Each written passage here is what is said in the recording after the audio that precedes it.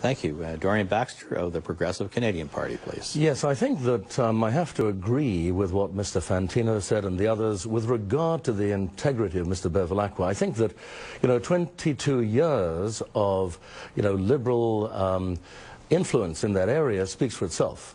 But I would have to say this too, that as a member of the Progressive Canadian Party, as the president of that party, I'm proud to say that we have a left wing that is socially progressive, a right wing that is fiscally conservative.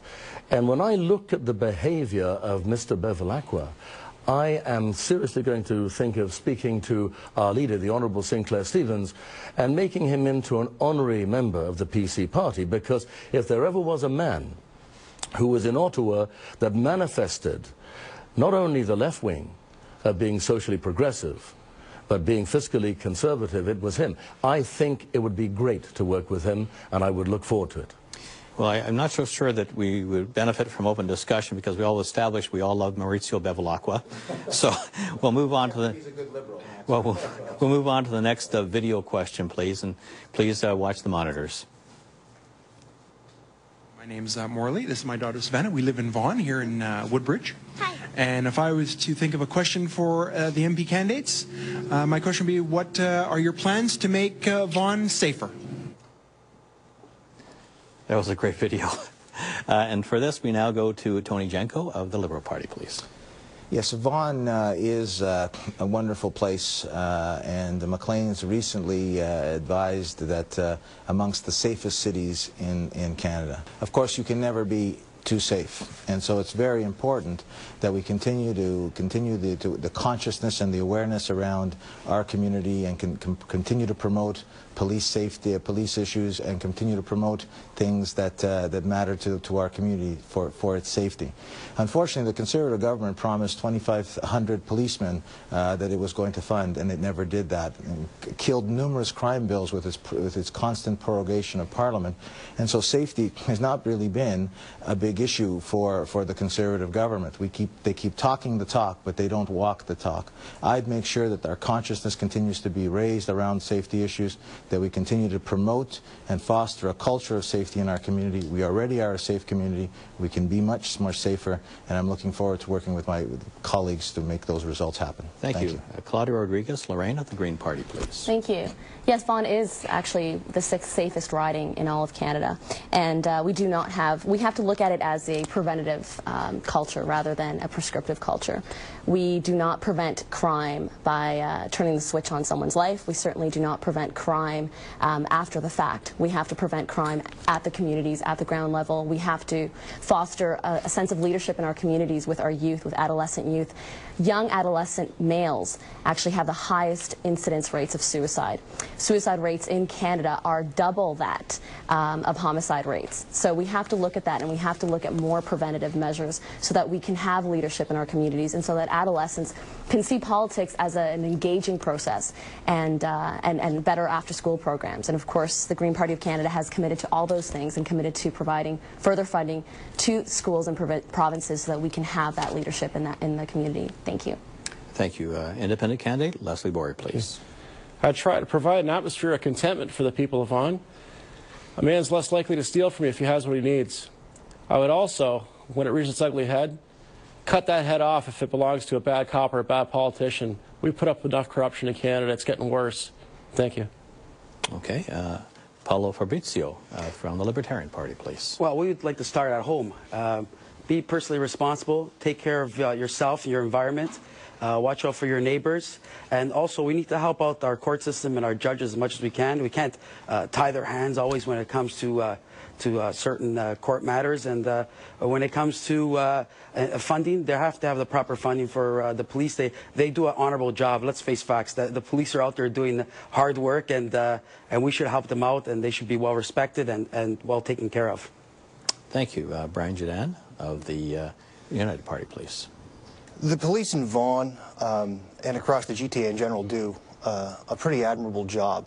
There's not a lot that you can say against them. I think that with the resources they have, they're doing the best that they can. In order to make the municipality safer, there's only one answer, and that's to put more police on the street. Getting those police and how we get those police. That's the big question. Again, part of it will also have to rely on education. We need to get the coppers back in schools talking to the kids and having law and order make sense, because peace, order, and good government is what we're supposed to be all about. And I think that once we establish that, and once we have officers working with families and community organizations and schools within the area, you'll see things improve. But once again, if it's a pretty safe city to live in. It's hard to fix perfection. It's pretty damn close. Thank you. Dorian Baxter of the Progressive Canadian Party. Thank you. Just to point out that we are also registered as the PC party, just so that is on record. I also wanted to point out that, you know, along with the Green Party, my preference is to move in the direction of an ounce of prevention being worth a pound of cure. And whilst I have the highest regard for the achievements of Mr. Fantino, I'm a little worried that he may not be aware that Mr. Harper may be hand-picking him to put him into this position because there is a creeping sense that the conservatives, the so-called conservatives, are very much interested in what I would refer to as a potential police state mentality. We've had the terrible situation that occurred with the G20 and of course 1,000 people being detained. Then we've had the Caledonia issues. These are important and we need to look at them. Next, Junie Fantino of the Conservative Party. Well, thank you. Watching the citizen ask a question with the little girl in his arms there reminded me of how the Ignatieff party have been obstructing the passage of an expanded sex offender registry. And as for funding of police officers, the Harper government have funded 1,500 more RCMP officers. They have funded several hundred border crossing investigators. And I just find it kind of ludicrous, really, that we've cut money. The RCMP Academy was closed down for several months a while back. There are several thousand police officers short back during the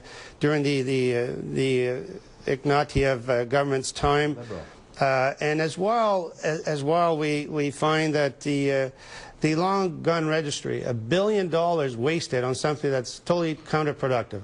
Well, thank you very much. We're now going to open up this question for general discussion. And remember, the context again is crime in Vaughan. Mr. Fantino states the gun registry, but he's flip-flopped on this issue numerous times. He talked about in the 90s, he said, you know, you register your dogs, you register your licenses, why don't you register your guns? 11,000 times today, the gun registry will be looked upon by police, and 70% of the time will deal with issues with respect to long guns. How can you be a person who says he's in favor of safety when in fact talking about taking away a tool that the police themselves want for these things? It's just hypocrisy for you to say one thing and then to them this doesn't make any sense. More important than that is the fact that Mr. Harper appears to have been pulling funding away from youth programs to put into the super prisons and put them in and throw away the key. I have to say this, that more important than even the gun registry, I have to agree with Mr. Jenko, has been acclaimed by police chiefs all across the province and across the country as a wonderful tool. Has helped them greatly, so I agree with that. But the big issue for me is, do we need you know, $10 billion spent on super prisons? We are not going to benefit if we follow the procedure of our people, our neighbors to the south. George Bush Jr. We're not going. Listen, building super prisons. I agree. That's ludicrous. The gun registry it's good to know that he agrees with me, because the gun registry makes plenty of sense. But I would suggest that perhaps it needs to be expanded upon. And instead of just having a simple gun registry, maybe we need to have a ballistics registry.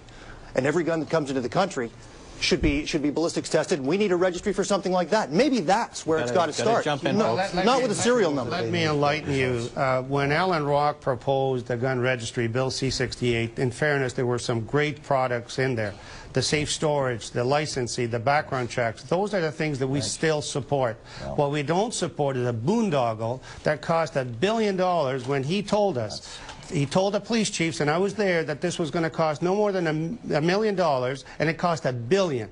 It was a waste of taxpayer money that could have been put into prevention and other forms of crime prevention that could have been helpful.